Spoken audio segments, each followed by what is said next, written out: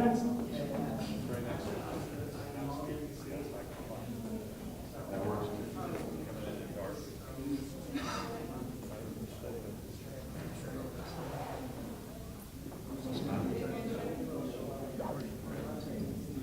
It's gonna kill me. Wait, I'm over here.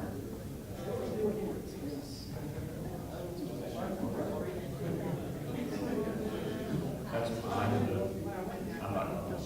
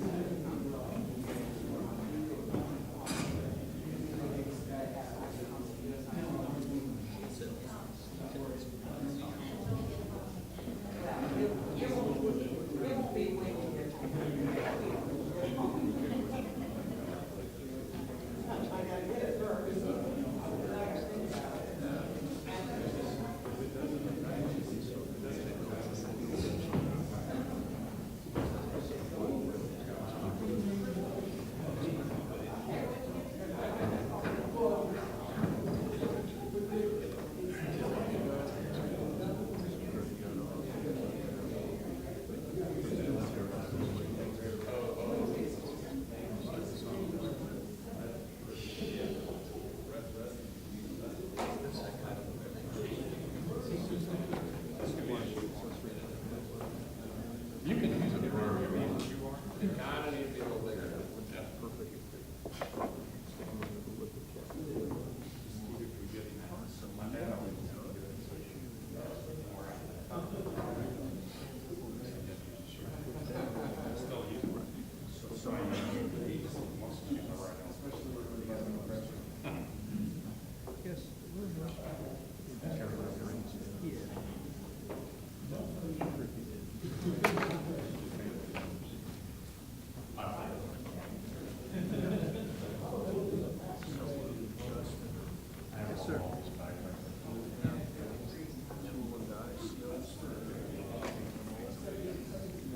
We made, we ran it yesterday.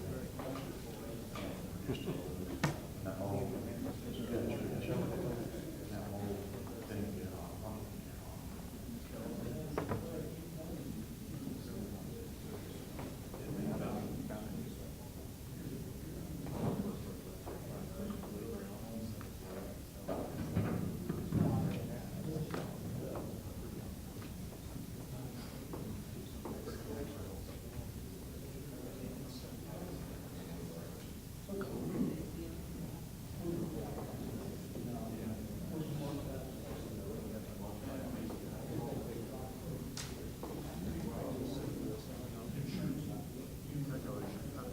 All right, folks, we're getting ready for our next presentation here. Dave Alden will go ahead and introduce his next team. Okay, we have Casey Brown, Joe Mackey, and Jesse Noblitt to present their project. Thank you, Dr. Elliott. My name is Casey Brown. I have Jesse Noblitt and Joseph Mackey. We're going to tell you about our Negri Posse E55 injection molding machine. Before we get into the scope of our project, I'd first like to show how Evansville has many manufacturing facilities. We have Wabash Plastics, which I was looking up the intern for, and also work as a machine operator. We also have Berry Plastics, Dexter Smokes, Solid, Constellation, SRG Global, Rexam, and DSM. Now, all these facilities do not all do the same thing. Some produce the plastic, some actually run the product, and actually some repair molds.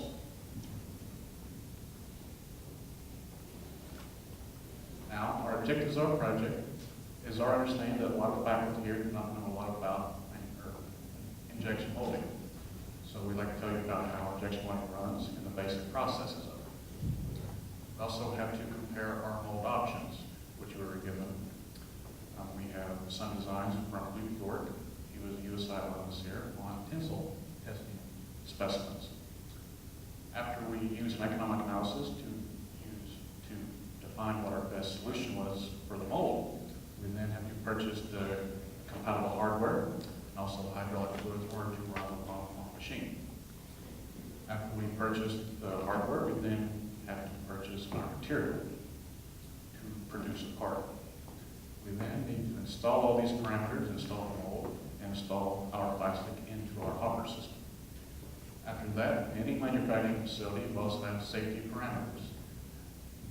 And also, when completing all these goals, we hope for manufacturing faculty and staff to teach USI freshmen, incoming freshmen, and maybe teach classes on injection molding and to veteraries and in the engineering department. This is a basic injection molding system. Without these components, you would not be able to produce a part. Here we have our moving and our fixed plattens, which our mold is bolted to. We then have our barrel and our reciprocating screw, which the barrel protects the reciprocating screw. We also have our hopper, which is where the material is stored. We have an injection cylinder where it powers the machine and all its parameters. Okay, now we're going to take a look into how injection molding actually operates and how the material is delivered into the mold and becomes molten. The material is first fed into the hopper, either manually or mechanically. Manually, it's scooped in by hand, or mechanically, it's delivered from a remote location using vacuum or some other medium of delivery. The material then flows through the injection barrel, where it is moved forward by a rotating screw and melted by friction and able to be molded. Inside the injection barrel, the screw is comprised of 3 different zones: the feed zone, the melt zone, and the metering zone. The feed zone compromises roughly half of the screw, and it's the section where the material is pushed together. This is the section where the material starts out after it enters from the hopper. It then travels through the melt zone, where the volume is decreased and is plasticized by the heat from friction.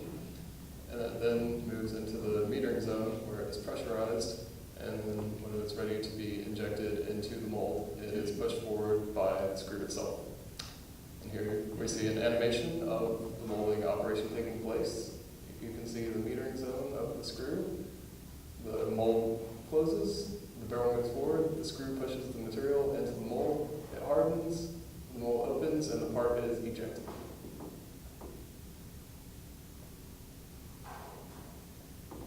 What we have here is the components of the mold. Now, there's a common misconception that a mold is just one block or hunk of steel. Not really. What we have here is the actual components that actually make up an entire mold. Now, mold is made of numerous tooling steels. The reason for that is if you think clamping your hands all day long, you're going to have wear and tear. So a mold is built where it will withstand all the pressures, the temperatures, and the abrasions needed to produce a part. We show here in our display where actually our part is stored in the mold itself, and all of the components that help to produce a part. Now what we see here is we have the screw bushing and the locating ring. That is a very asset when you want to install your mold. If you do not line those up properly, you will shoot plastic on either side of that, and it'll be a numerous safety hazards.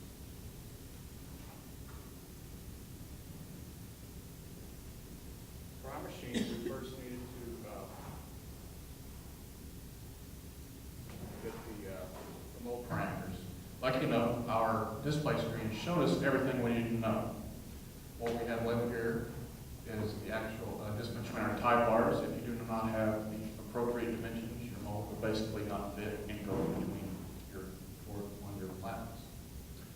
What we have also is you have to know your dimensions of your mold in order to bolt to the platen. If you do not have the appropriate dimensions of your mold, it will not correctly install into your mold or into your plattens. Now that we know how injection molding works and the parameters of our machine, we've come up with a list of 6 possible options for a mold base. 4 of the options will be for a mold that utilizes the tensile test specimen. Tensile testing is used to test specific properties of a sample material by applying a controlled tension until failure. The results of these tests are then used in quality control and used to predict how the material will react under other forces. courses. The first three options are without a temperature controller. Option 1A is a tinsel test. It's machined by Master Precision, and it was recommended to us by Naggard Bossy at a cost of $12,100. Option 2A is also a tinsel test, fabricated by a local fabrication shop called Constellation Mold at a cost of a little over $6,000. And option 3A would be just any mold donated for $0. And then the other three options are with a temperature controller, with the model being the Advantage Centra. Option 1B, again by Master Precision, with the addition of the temperature controller, costing almost $17,000. Option 2B for the tinsel test, again by Constellation Mold, cost of almost $11,000. And for option 3, the donated mold, the only cost associated would be the temperature controller at a cost of $4,585. Regardless of the mold selected, a setup process would be necessary and would require the cost of hardware and labor. The cost of hardware is broken down into the clamps, washers, and bolts that are necessary to hold the mold to the platens in the injection molding machine, as well as the different fluids necessary for the hydraulic processes, as well as lubrication for the machine, and totaled $608.91. The theoretical cost of labor was also calculated, being that this was a student project and our additional outside help was voluntary. There was no actual labor, but we did calculate the value of the labor that was invested. We calculated based on a student labor rate of $15 per hour and professional labor help from our outside resource, Mr. Mark Reed from Wabash Plastics, who assisted us in the setup. And we valued his labor at $50 per hour. We then multiplied by the number of labor hours, number of laborers, and arrived at a grand total of $280 worth of labor. We then calculated the different molding options through a break-even analysis. The horizontal lines represent the different molds with or without temperature controllers and their present worth value. And we compare this to the savings per part produced through molding versus machining the parts out of actual bar stock. And the different points of intersection are the points where the different options would be justified over the number of years. Using the results of the economic analysis, we were able to implement option 3A, a donated mold, which was graciously donated by Southern Indiana Career and Tech Center. We chose this option because there was no cost associated with the mold, as well as it was immediately available for our use. Here's, excuse me. This is a close-up of the insert on either side of the mold. As shown, there's a sprue and a runner. Molten plastic travels through the sprue where it divides evenly into two separate runners. The molten plastic then travels and reaches a gate where the plastic is pressurized and shoots into the cavity, fully filling the cavity to produce a part.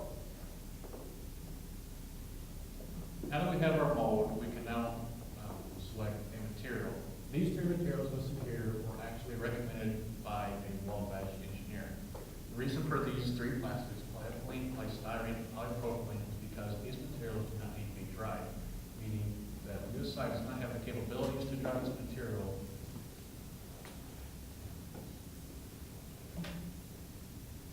Pictured here is polypropylene. Wabash Plastic was graciously willing to donate right up front material. They have numerous amounts of this material. What they do is they produce so many parts, and the runners are so big that they then recycle this, grind it up, and like I said, they were graciously enough to give us 55 gallons worth of material. After acquiring the mold, the hardware, and the material, we were able to go through the initial setup of the machine. First thing we did was install the mold using the hardware. fill the reservoirs with the fluid, and then pour the material into a hopper. Then, with help from Mr. Mark Reed, we were able to navigate through the different programming menus on the user interface and get the machine actually cycling and producing parts. And here we have a video of the machine cycling. As you can see, the mold opens, ejects the old part, closes. It then fills with the molten plastic, and then the plastic hardens. The cycle time on this is roughly 20 seconds. And as right now, it's under tremendous force, and now it's just open, ejected, and the cycle continues. This slide shows a picture of the very first part we produced. As shown on the left, the short shot has occurred. There are multiple reasons a short shot can occur, but the most likely reason for this particular part is due to the fact that the mold was cold, so the molten plastic began solidifying before it could fully fill the cavity. Other possible reasons for a short shot are that the plastic has not reached the proper temperature, or that a bigger shot size is required. And here is a picture of our fully formed part, which we were able to produce after roughly 6 to 8 cycles of the machine, warming up the mold enough. You can notice it's free from any defects. Assuming no other variables change, the machine should be able to consistently produce fully formed parts from this point on at a cycle time of roughly 20 seconds per part. It should continue to do this until the machine is shut off and has time to cool, and then the process would have to be, the first 6 to 8 cycles again would have to be thrown out. Some safety aspects of the injection molding machine are that it has locking doors, which prevent hands from entering the injection molding area during the actual molding.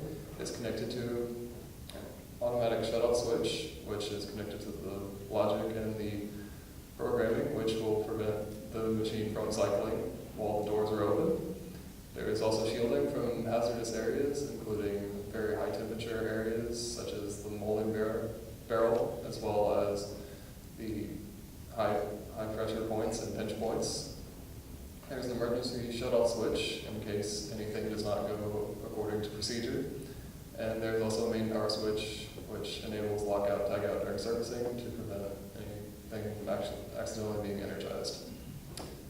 Other safety considerations are personal protective equipment, which are standard in the Applied Engineering Center to begin with, which include safety glasses, long pants, and closed-toed shoes. And the only other article of protective equipment that may be desired when operating the machine is a pair of gloves, because some of the parts come out are fairly warm and to even hot and could cause minor burns. And following the manufacturer's recommendations and the safety procedures, as well as the typical operating procedures, will ensure safe and efficient molding. For the future, we recommend option 2B. Although 3A, the donated mold, was great for short term, we do believe that a locally manufactured mold with a temperature control unit would make the most of this machine, because it would enable tensile tests to be generated and the temperature set points of the mold to be controlled. We believe that a local mold making facility would be the best option due to the cost savings, simpler logistics, and the close proximity to campus, as well as the fact that it puts money into the Evansville economy. And we recommend the Advantage Central Model SK1035VE temperature controller, based on the fact that it meets the temperature requirements for the mold and is used in local industry as well. Additional future recommendations that we've made are to adjust the mold opening distance to reduce the cycle time. A possible material dryer would increase the amount of material that could be run through the machine. Molds that are based off of student designs could also be created for future projects or classes as well. And now, in conclusion for our project, we would like to thank numerous people, especially Mark Green from Noblitt Plastics. He was nice enough to come out to our Applied Engineering Center to help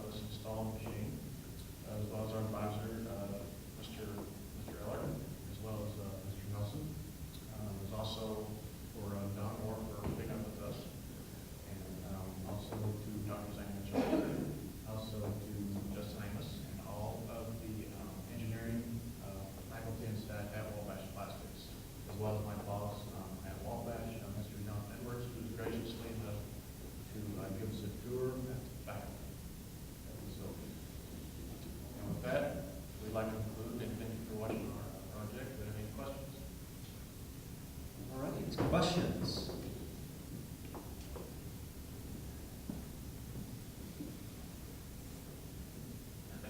It seemed like with this product, you had quite a lot of waste with the runner thing that was left over. Can that just be tossed back in the hopper, or does it have to be ground up? You have to round it up. We do not actually have a grind system at the USI site like Shane said, but you can recycle bad parts, runners, and it keeps, there is no effect on the material at all. Casey or any of you three, can you clarify what the objective of the project was? I didn't quite catch it at the very beginning here. The objective was to get the machine operational, diagnose everything that was needed to get it operational, and make future recommendations as to what could be done with it. Since when we started the project, the machine was just in the Applied Engineering Center, and it seemed like there wasn't really a whole lot of information about it, and there's a lot of confusion as to what had been going on, and no one was really attempting to make it operate or do anything with it. And we wanted to get it operational and figure out a purpose for it. And again, clarify what you had. You had to get the mold. You had to get the injector. I'm confused. Yeah, you had to get the mold. It was ready to run. We just had to get the mold and the appropriate material. We had to locate a mold, we had to locate a nozzle, a material, figure out what types of set points the machine used, whether or not it needed a temperature controller or not, and just generally how it would operate and what would be necessary to use it. Didn't have any standard mold with it or anything? It did not. I'd like to add that no one, to the best of our knowledge, no one knew what it would take to get it up and running. We had to find those things out. We had to figure out exactly what parts we needed to buy. And I mean, the mold was kind of obvious, but we didn't know what all hardware and everything would be needed in order to do it. So that was the start of our project, and then went from there. Casey, do you think it would be great to have a grinder? Yeah, I recommend it, yeah. I don't know how much a USI has.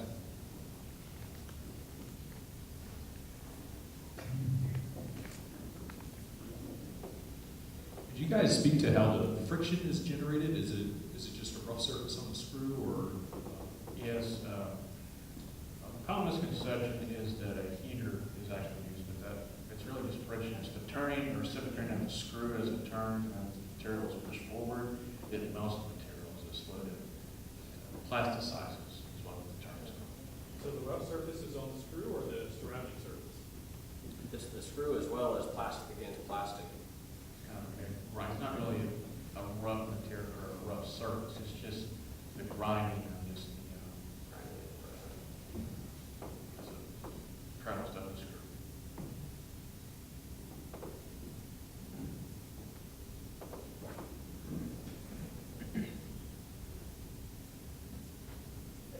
So to follow up on that, when you shut the machine down and it's full of plastic, how do you get it started again after it cools? You have to purge the machine.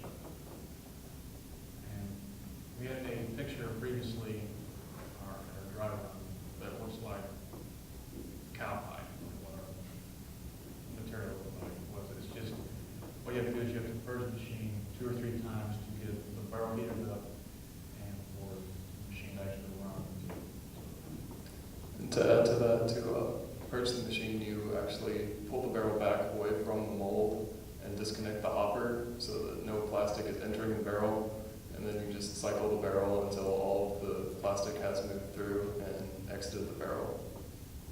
Then what do you do if you have to change colors? You have to add a different a changeover material that's actually designed for that, and that cycles through several times, and once that's cycled through, then you can try a different material.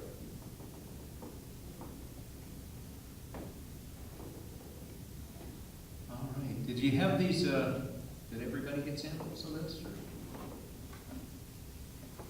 In the back. Did we have them for everybody? What are the 2 circles here on the front? Not the hole. The 2 circles. That's where the ejector pins push out the part. Okay, excellent. All right. Any other questions? Let's give him a hand.